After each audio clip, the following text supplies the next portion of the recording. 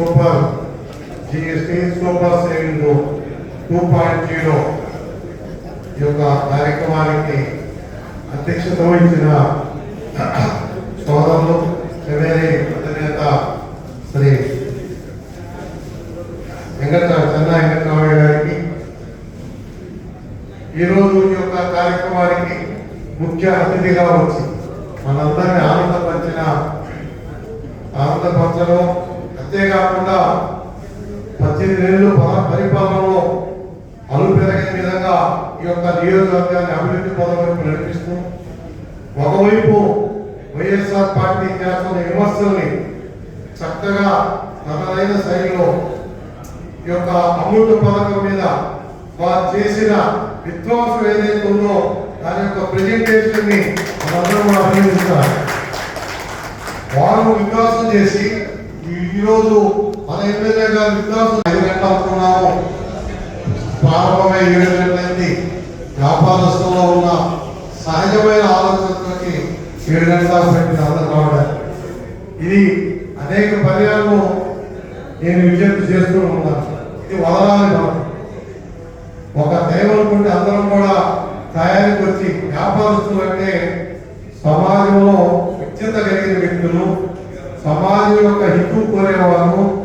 కాబట్టి జిఎస్టి సేవ చేసే ఒక ప్రక్రియ వ్యాపారస్తులకి ప్రభుత్వం కల్పించిన ప్రక్రియ ఏంటంటే, నువ్వు వసూలు చెయ్యి, డబ్బులు కట్టు, నువ్వు అప్పిస్తే ఆర్థిక యొక్క ట్యాక్స్ కూడా భరించు అని ప్రభుత్వం మనకి ఇచ్చిన ఒక వరం. కాబట్టి ముందుగా వ్యాపారస్తులకి అభినందన తెలియజేస్తున్నారు. ప్రభుత్వం ప్రతి నెల ట్యాక్స్ కట్టాలి. మనకు 3 నెలలకు వస్తుందా, పేమెంట్ 6 నెలలకు వస్తుందా, లేదా 10 నెలలకు వస్తుందా, ఈ విషయాన్ని మనం గమనించాలి. ఇది ఒక వేదిక. బాబు ఒక్క నిమిషమైనా, ఈ వేదిక అద్భుతమైన వేదిక. ఒకవైపు రాజకీయ నాయకులు, ఒకవైపు వ్యాపారస్తులు, ఒకవైపు అధికారులు, ముగ్గురు కలిసి నడిచే ఒక వ్యవస్థని మీద మనం ఈరోజు అవగాహన దేశంలో ఆంధ్రప్రదేశ్ ముఖ్యమంత్రి శ్రీ చంద్రబాబు నాయుడు గారు చొరవ తీసుకొని ఈ యొక్క కార్యక్రమాన్ని రాష్ట్ర వ్యాప్తంగా మండల కేంద్రాల వరకు కూడా వెళ్ళాలి అని పిలుపుచ్చిన తర్వాత ఈ కార్యక్రమం జరుగుతుంది.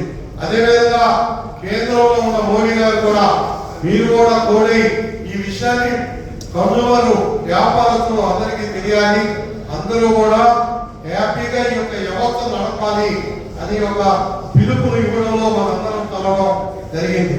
లేకపోతే అధికారులు పాప వాళ్ళ ఆఫీసులో ఉంటారు, మన వ్యాపారం పని చేసుకుంటాం, రాజకీయ నాయకులు మన పని చేసుకుంటాం. ముగ్గురు కలిసేదానికి ఉన్న మంచి సందర్భం కాబట్టి ఇక్కడ మనం ఈ మూడింటి మీద కాసేపు డిస్కషన్ చేసుకోవాలి. వ్యాపారస్తులు ఇంత సర్వీస్ చేస్తూ వారికి ఉండే బాధలు, అధికారులకు వాళ్ళకు ఉండే బాధలు, రాజకీయ పార్టీలు ఏం చేయాలి, ఇది అవసరం. రాజకీయ పార్టీ ఏం చేయాలి, రాజకీయ పార్టీ సమతుల్యం తీసుకురావాలి. అటు అధికారులు కావచ్చు, ఈ వ్యాపారస్తులు కావచ్చు, వీరిద్దరిని సమతుల్యం చేయాల్సిన బాధ్యత రాజకీయ పార్టీలకు. ఈరోజు రాజకీయ పార్టీలు ఆ స్థితిలో తీసుకొచ్చే స్థితి ఈరోజు నరేంద్ర మోడీ గారు, చంద్రబాబు నాయుడు గారు కృషి వల్ల జరుగుతుంది. చాలా మంది మంచి ఆఫీసర్లు ఉన్నారు, చాలా మంది మంచి వ్యాపారస్తులు ఉన్నారు, చాలా మంది మంచి రాజకీయ నాయకులు ఉన్నారు. కానీ కొంతమంది వల్ల ఈ సమాజంలో చాలా ఇబ్బంది జరుగుతుందనే విషయాన్ని మనం ఈ సందర్భంగా హెచ్చరించుకోవాలి. వ్యాపారస్తులు ఏం ఆశిస్తున్నారు, అధికారులు జీతాలు తీసుకుంటున్నారు, పనిచేస్తున్నారు, రాజకీయ నాయకులు సర్వీస్ వారికి పనిచేస్తున్నారు. అలాంటి వ్యాపారస్తుల్ని ఎంత గౌరవంగా చూసుకోవాల్సిన పరిస్థితి ఉంది అనేది అటు నరేంద్ర మోడీ గారు, ఇటు చంద్రబాబు నాయుడు గారు, కృష్ణారెడ్డి గారు ముగ్గురు చెప్తున్నారు. కానీ జరుగుతున్నది ఏంటి? కాబట్టి దీన్ని సమన్వయం చేసుకొని అందరం వెళ్ళాలి. ఇది అవసరం. సమాజం ఇది మొత్తం మనంతా ఒక కుటుంబం. ఈ కుటుంబంలో ఈరోజు నెలకు 2 లక్షల కోట్ల రూపాయలు జిఎస్టీ వస్తుందంటే అందరికి కలయిక వల్ల అవుతుంది. కాబట్టి దీన్ని మనం అర్థం చేసుకోవాలి. గతంలో నిర్మల్లో కూడా చెప్పాను నేను ఈ విషయాన్ని. ఈరోజు కేంద్రంలో 2014 నరేంద్ర మోడీ గారు వచ్చిన తర్వాత ఆ రోజుకు ఏ ప్రపంచంలో ఏ ప్రధానమంత్రి కూడా 18 గంటలు పనిచేసిన ప్రధానమంత్రి లేరు. కానీ వాళ్ళు చేస్తున్నారు. వారికి సెలవు లేదు, ఆదివారం లేదు, పండగ లేదు. కాబట్టి అటువంటి వారి యొక్క ఆధ్వర్యం ఈరోజు వారు ప్రధానమంత్రిగా వచ్చిన తర్వాత అనేక సంస్కరణలు చేశారు. ఆ సంస్కరణ ఒకసారి మీ ముందు పెట్టే ప్రయత్నం చేస్తారు. వారు మొట్టమొదటిగా జన్ధన్ యోజన పెట్టారు. మహిళలకి ఇంటికి వెళ్ళి బ్యాంక్ అకౌంట్స్ ఓపెన్ చేయాలని బ్యాంకు వారిని కూడా అడిగి బ్యాంకు ద్వారా ప్రతి ఇంటికి కూడా డ్రైవ్ చేసి కొన్ని కోట్ల ఖాతాలు ఏర్పాటు చేశారు. దానివల్ల గతంలో రాజీవ్ గాంధీ చెప్పారు టైంలో రూపాయి అక్కడ వేస్తే కింద చేసేది కేవలం 35 పైసలని. కానీ ఈరోజు ఆ పరిస్థితి లేదు. వారు తీసుకున్న జన్ధన్ నిర్ణయం వల్ల రూపాయికి రూపాయి నేరుగా వారి అకౌంట్లో పడుతుంది.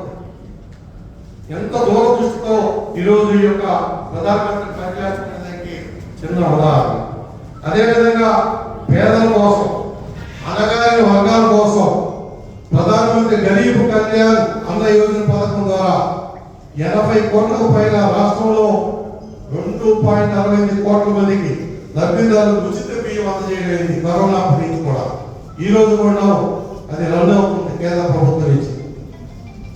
అట్లాగే ప్రధానమంత్రి ఆవాస్ యోజన ద్వారా 4 కోట్లకు పైగా ఇల్లు నిర్మించబడ్డాయి దేశంలో. అయితే మన రాష్ట్రంలో 23.5 లక్షల ఇల్లు నిర్మించబడ్డాయి ఇప్పుడు. అదేవిధంగా గ్రామీణ గృహాలకు హర్ఘర్ జల్ ప్రతి ఇంటికి కుళాయి కనెక్షన్ దానికి దేశవ్యాప్తంగా 15 కోట్లకు ఇస్తే మన రాష్ట్రంలో 39.84 కోట్ల కనెక్షన్ ఇవ్వడం జరిగింది. ఈ విధంగా ప్రధానమంత్రి సురక్షా బీమా యోజన పథకం మన రాష్ట్రంలో 3.1 కోట్లకు, దేశవ్యాప్తంగా 51 కోట్ల పైగా జరిగింది. రైతులకు సంక్షేమం కోసం అనేక కార్యక్రమాలు మన ప్రధానమంత్రి గారు ప్రవేశపెట్టారు. ఆహార ప్రాసెసింగ్ సాంప్రదాయతేవి, ప్రధానమంత్రి కిసాన్ సమ్మాన్ నిధి ప్రతి సంవత్సరం రైతుకు 6,000 రూపాయల లెక్కన 3.7 లక్షల కోట్ల మందికి రాష్ట్రంలో 17,000 కోట్ల రూపాయలు పంపిణీ చేయడం జరిగింది. ప్రధానమంత్రి ఫసల్ బీమా యోజన, కిసాన్ క్రెడిట్ కార్డు, దేశంలో మెగా ఫుడ్ పార్కుల సంఖ్య 2014లో 3 ఉంటే ఈ రోజు 24కు పెరిగింది. అదేవిధంగా నారీ శక్తి, మహిళలు వారు గౌరవంగా సమాజంలో ఉండాలనే మంచి ఉద్దేశంతో నారీ శక్తి వందన్ అధినియం ద్వారా పార్లమెంటు మరియు అసెంబ్లీలో మహిళలకు 33% రిజర్వేషన్ కల్పించడం జరిగింది. మొట్టమొదటిసారిగా మహిళలకు నేషనల్ డిఫెన్స్ అకాడమీలో చేరే అవకాశం కల్పించారు. ప్రసూతి సెలవులు 12 వారాల నుంచి 26 వారాలకు పెంచారు. ప్రధానమంత్రి మాతృవందన యోజన ద్వారా దేశంలో 3.9 కోట్ల పైగా గర్భిణీలకు, బాలింత స్త్రీలకి 18,593 కోట్లు, రాష్ట్రంలో 14,32,329 పైగా గర్భిణీ బాలింత స్త్రీలకి 640 కోట్లు ఆర్థిక సాయం చేయండి. త్రిపుల్ తలాక్ రద్దు చట్టం మీద ముస్లిం మహిళలకి న్యాయం చేసే విధంగా చట్టాలు తీసుకొచ్చారు.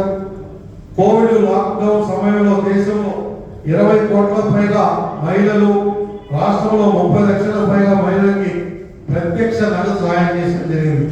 అదేవిధంగా మధ్యతరగతి వారి జీవితాన్ని భారతదేశంలో యువశక్తి అందరికీ అందుబాటులో ఆరోగ్య సంరక్షణ,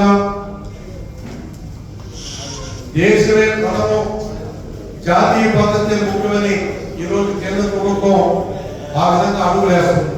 అంతేకాకుండా వ్యాపారాలు సర్వతరం చేయాలని వ్యాపార సౌలభ్య సూచికలో భారతదేశం 79 స్థానాలు ఎగబాకింది.